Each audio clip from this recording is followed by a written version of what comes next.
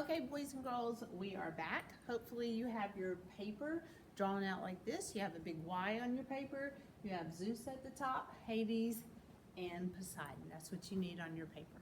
Okay, so we are all going to learn the Greek gods and goddesses. We're going to learn about all the different characters that are in Greek mythology. We know that there were gods and goddesses, there were demigods, there were some monsters, there were some heroes. There are lots of different kinds of characters, but everything kind of starts with these three right here. These three are our main three, so I call them the big three. Now, a little bit later on, you're going to pick a character to research. You cannot pick one of these three because we're all going to learn about these three. Now, how am I going to learn some things about Zeus? I am getting my information from this book, the Pop Tropica book on mythology. And I'm going to read to you a little bit about Zeus so we can learn about him. So first of all, we have to kind of understand a little bit about his backstory, where he came from. So before there were any Greek gods and goddesses, before the Olympians were there, a people lived in a place called the Titans. And the Titans were a huge, giant people. That's where the name Titanic comes from. That's why they named their ship that, because they were big and huge. Okay, so these people called the Titans, they had a king. His name was King Cronus. Now, King Cronus heard a prophecy, which is somebody told the future of what could happen.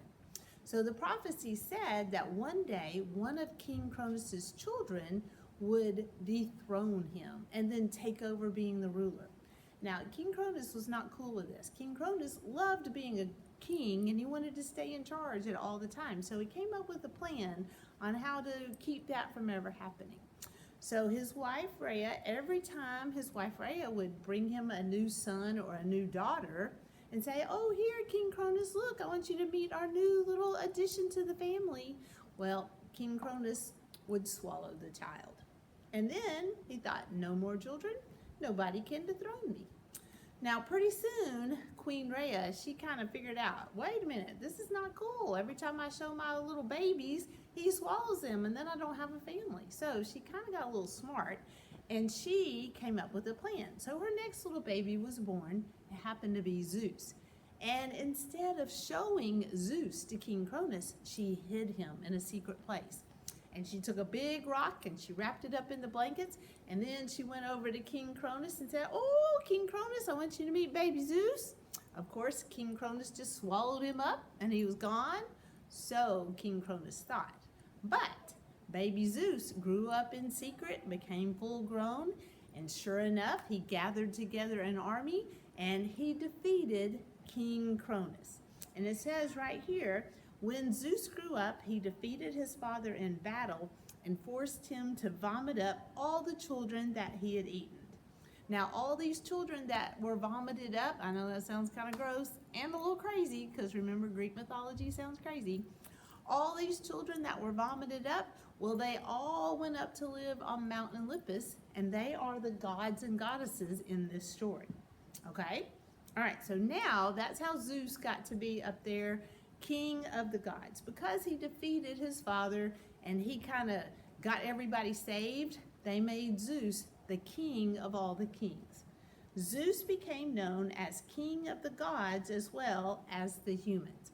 All right, so that's the first thing we're going to write down that we've learned about Zeus. He is king of the gods and humans. He is ruler of all. All right, now I'm not really writing complete sentences here, but I'm getting enough information so that I can remember the things I've learned about Zeus. He ruled from Mount Olympus. So where does Zeus live? Mount Olympus. So I'm going to add that about Zeus. That's where he lives, way up on Mount Olympus. All right? It also says in his spare time, he created storms and controlled the weather. So this is what Zeus was able to do with his powers.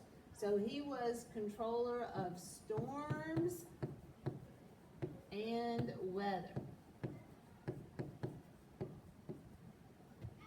It also said one of the things he liked to do was meddle in the lives of humans. That meant he messed with humans. He bugged them. He aggravated them. He did bad things to them to make them angry.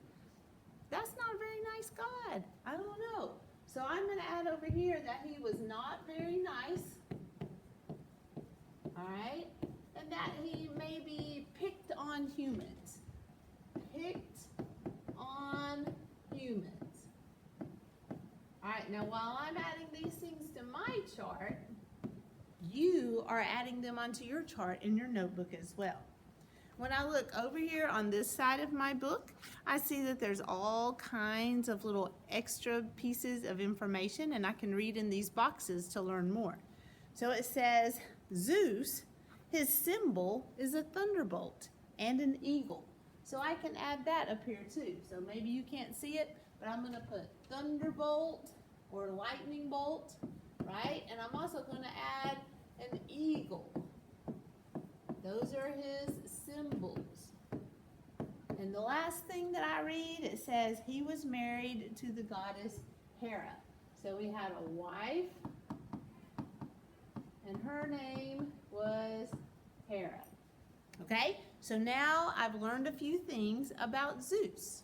All right, when we come back to class again all together next time, we're going to talk about Hades and Poseidon. All of us as a class, we need to know about them. But now, what is your job going to be?